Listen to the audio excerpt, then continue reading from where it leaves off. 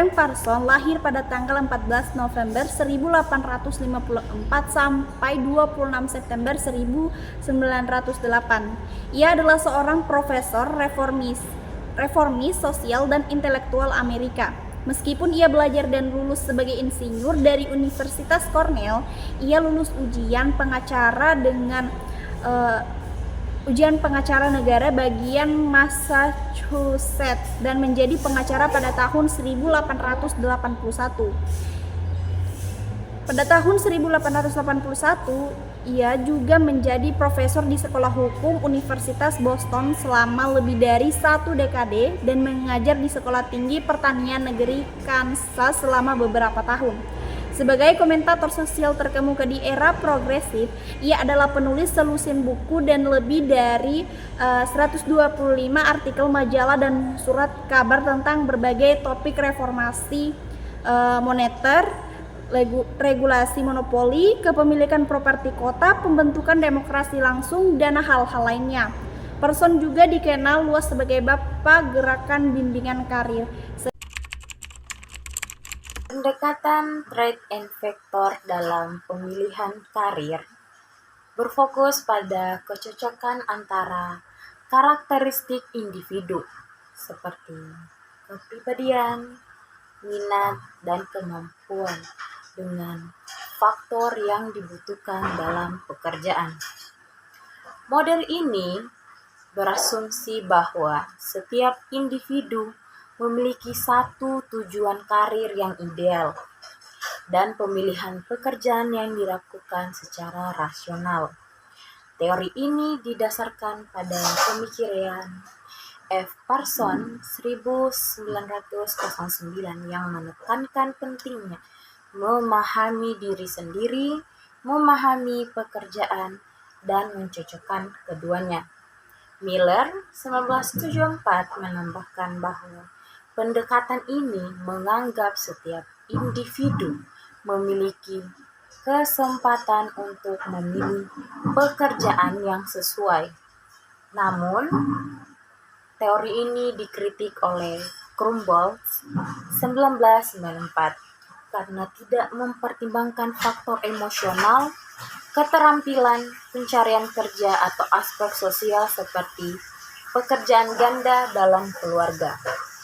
Chartrand 1991 menegaskan bahwa meskipun pendekatan ini berguna dalam membandingkan individu dengan pekerjaan, faktor lingkungan dan perubahan karir juga harus diperhitungkan. Secara keseluruhan, pendekatan trait and factor berguna dalam bimbingan karir, tetapi perlu dikombinasikan dengan teori-teori lainnya untuk memahami perkembangan karir secara lebih luas. Materi selanjutnya yaitu konsep dasar teori trait and factor. Salah satu teori karir yang digunakan dalam layanan bimbingan dan konseling adalah teori trait and factor. Teori ini telah digunakan sejak awal abad 20 dalam membantu orang-orang Amerika dalam merencanakan dan membuat keputusan karir. Charter tahun 1991 menjelaskan teori trait and factor diciptakan oleh Frank Parsons.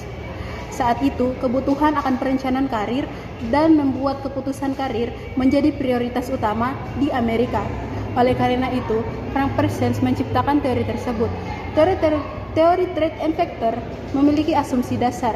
Surya tahun 2023 menjelaskan asumsi teori ini tentang kepribadian manusia adalah sistem yang saling berkaitan.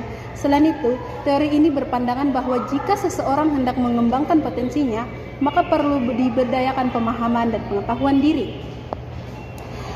Trait artinya sifat atau karakter. Pollack dan kawan-kawan pada tahun 2018 menjelaskan trait adalah sifat atau karakter yang khas pada diri seseorang. Mastuti tahun 2005 juga mendefinisikan trait sebagai aspek kepribadian yang melekat pada seseorang. Trait yang ada pada setiap orang dipandang sebagai suatu aspek kepribadian yang membentuk skala dari rendah hingga tinggi. Selanjutnya, faktor adalah syarat atau tipe dalam satu jabatan atau posisi. Bacon, Letnon, dan May pada tahun 2018 mendefinisikan faktor adalah persyaratan-persyaratan dalam suatu pekerjaan atau jabatan. Teori trait and factor berupaya membantu seseorang merencanakan karir dan membuat keputusan karir dengan cara mencocokkan trait-trait yang ada pada seseorang dengan faktor-faktor yang ada pada jabatan atau pekerjaan. Fleadman tahun 1993 menjelaskan teori karir trait and factor adalah sebuah model yang diciptakan Frank Parsons untuk mengidentifikasi sifat khas seseorang. Lebih lanjut, Holland tahun 1997 menjelaskan teori trait and factor yang berpotensi pada aspek-aspek kepribadian yang khas. Maka, teori ini memanfaatkan tes-tes psikologis. Karakteristik atau trait pada seseorang dapat didefinisikan secara kuantitatif dan objek melalui tes-tes psikologis. Jadi, kesuksesan seseorang dalam karir akan ditentukan oleh sejauh mana kecocokan antara trait yang ada pada seseorang dengan faktor-faktor yang ada dalam jabatan atau posisi pekerjaan. Parsons dalam Winkel dan Sri tahun 2004 menjelaskan ada beberapa asumsi dasar yang melandasi teori trait and factor, yaitu yang pertama, setiap manusia mempunyai potensi dan kemampuan. Yang kedua, kemampuan yang tampak pada seseorang menunjukkan hubungan yang berlainan dengan kemampuan dan keterampilan yang dituntut pada pekerja dalam berbagai bidang pekerjaan. Yang ketiga, data adalah hal yang diutamakan dalam menentukan karir seseorang dibanding hanya sebatas pandangan-pandangan orang saja mengenai dirinya. Dan yang terakhir, setiap manusia memiliki kecenderungan mengenal diri sendiri dan memanfaatkan pemahaman tentang diri tersebut untuk mengelola kehidupan yang lebih memuaskan. Ya, materi selanjutnya saya serahkan kepada pemateri selanjutnya. Nah, di sini saya akan melanjutkan pembahasan materi dari rekan saya mengenai konsep dasar teori trait and factor. Jadi, teori trait and factor dapat diaplikasikan dalam layanan bimbingan dan konseling, biasanya disebut dengan konseling karir trait and factor. Dalam pelaksanaannya, Swanson tahun 1996 menjelaskan bahwa konseling trait and factor berpedoman pada hasil tes psikologis. Tes psikologis ini dapat mengidentifikasi karakter atau teori trait and factor trait yang ada pada diri seseorang, misal bakat, minat, dan sikap serta lainnya. Parsons pada tahun 2002 menjelaskan teori trait and factor ini pada dasarnya memiliki beberapa tujuan, yaitu yang pertama klarifikasi diri, yang kedua pemahaman diri, yang ketiga penerimaan diri, dan keempat aktualisasi diri, serta yang kelima pengarahan diri. Wikarta dan Nursalim tahun 2009 juga menjelaskan bahwasannya konseling karir trait and factor bertujuan untuk membantu klien memperbaiki kekurangan dan mengatasi ketidakmampuan untuk tumbuh. Dalam hal ini, masalah klien yang dibantu melalui konseling karir trait and factor adalah tidak mempunyai klien yang merencanakan dan membuat keputusan karir akibat tidak pahamnya klien dengan diri sendiri. Fernando dan Navarro tahun 2018 menjelaskan pada dasarnya konseling karir trait and factor bertujuan untuk membantu klien kenal dan paham tentang diri sendiri sehingga klien tahu akan kekuatan dan kelemahannya. Seseorang yang paham akan kekuatan dan kelemahannya akan lebih mampu merencanakan karir dan mampu membuat keputusan ke depannya. Pencocokan antara trait yang dimiliki oleh seseorang dengan faktor pekerjaan atau jabatan adalah cara teori trait and factor dalam membantu seseorang merencanakan membuat keputusan karir. Khusus untuk membuat keputusan karir, Parsons tahun 2002 merumuskan 3 hal yang harus diperhatikan dalam membuat keputusan karir menurut teori trait and factor. Yang pertama, pemahaman seseorang tentang dirinya sendiri. Yang kedua, pengetahuan seseorang tentang jalur dan prospek karir dan pekerjaan. Yang ketiga, kemampuan seseorang dalam pengambilan keputusan karir. Nah, ketiga hal inilah yang sangat penting dalam membuat keputusan karir menurut teori trait and factor. Artinya, dalam konseling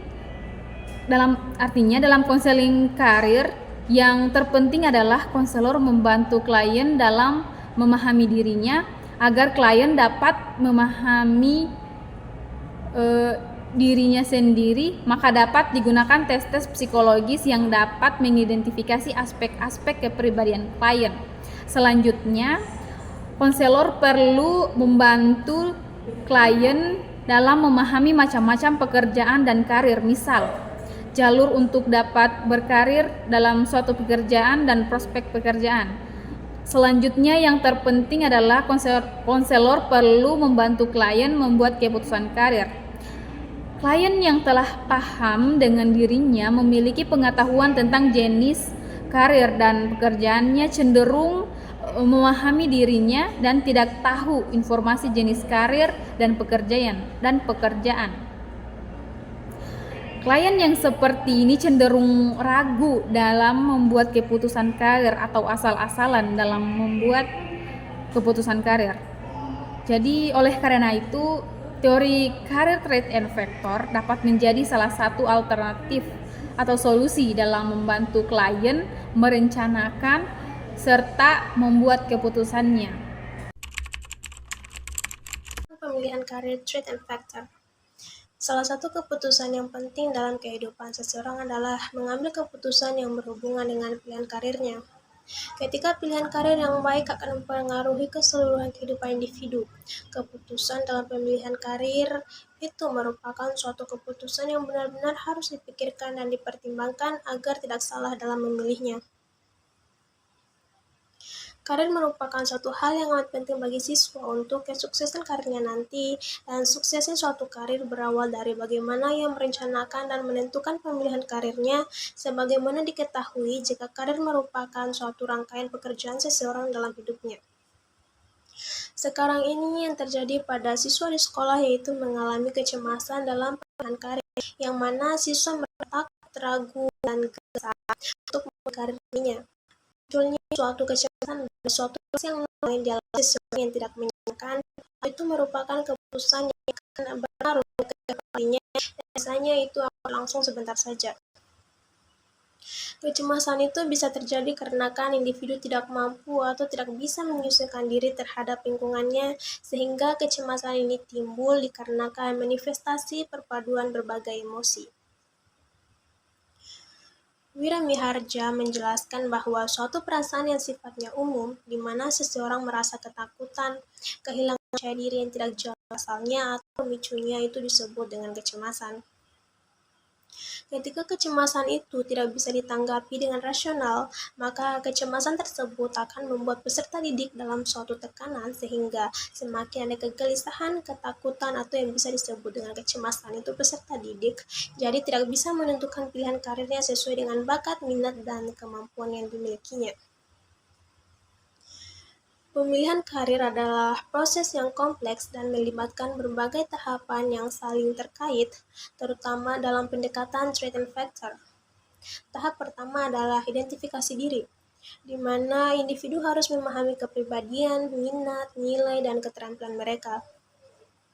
Hal ini dapat dilakukan melalui berbagai alat asesmen seperti tes kepribadian atau inventory minat yang membantu individu menciptakan gambaran yang jelas tentang diri sendiri. Setelah memahami diri sendiri, langkah berikutnya adalah eksplorasi opsi karir. Pada tahap ini, individu perlu mencari informasi tentang berbagai profesi yang ada, termasuk persyaratan pendidikan, lingkungan kerja, dan prospek pekerjaan.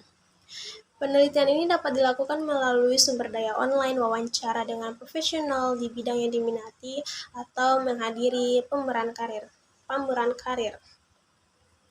Tahap ketiga adalah pencocokan antara trait individu dan faktor-faktor yang relevan dengan pekerjaan yang diinginkan. Dalam langkah ini, individu harus mengevaluasi sejauh mana karakteristik pribadi mereka sesuai dengan tuntutan karir tertentu.